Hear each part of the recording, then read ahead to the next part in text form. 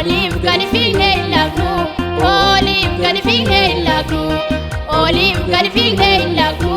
oliif gadi fiignee hin lafnu.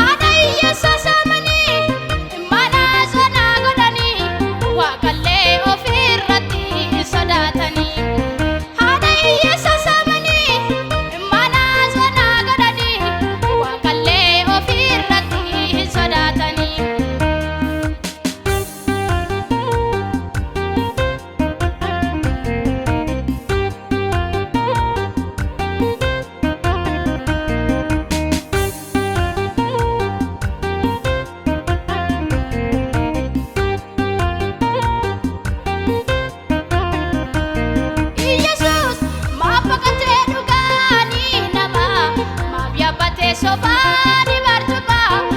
Yesus faradi kana waan jecha dhabne nuto gonkumaa Yesus faradi kana waan jecha dhabne nuto gonkumaa Yesus maabaqate dhugaani nama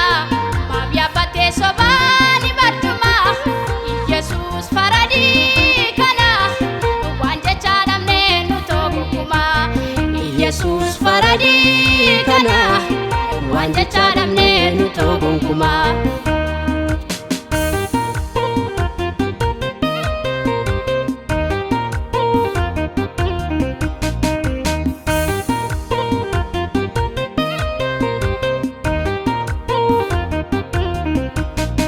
Dhugaa marmaran irra taanii sobaa kukulanii tullurra kaanii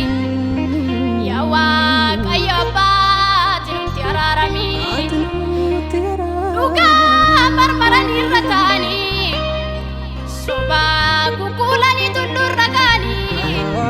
yaa Waaqayyo ilmaati nutti araaramii dhugaa marmaran irra taanii sobaa kukulanii barcumarra kaanii yaa Waaqa hafuura qulqulluu ati nutti araaramii maaf jaallata firdiin haadha yeessa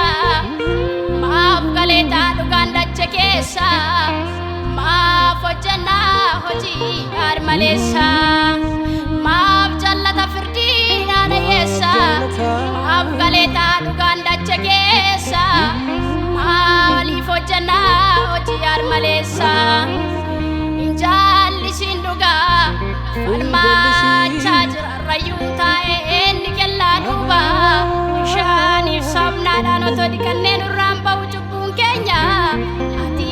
nuuf araaramii gooftaa keenya gooftaa keenya haadha yeessa harkatti galfatee sobanii soteessuma yaabbatee gooyomsaa dhalootaa irra dhaabbatee ni dhufa guyyaanii jalloonni akka jedhii babaanii qajeelonni goofticha duukaa ol ba'anii ni dhufa guyyaanii jalloonni akka jedhii babaanii qajeelonni goofticha duukaa ol ba'anii qajeelonni goofticha duukaa ol ba'anii qajeelonni goofticha duukaa ol ba'anii qajeelonni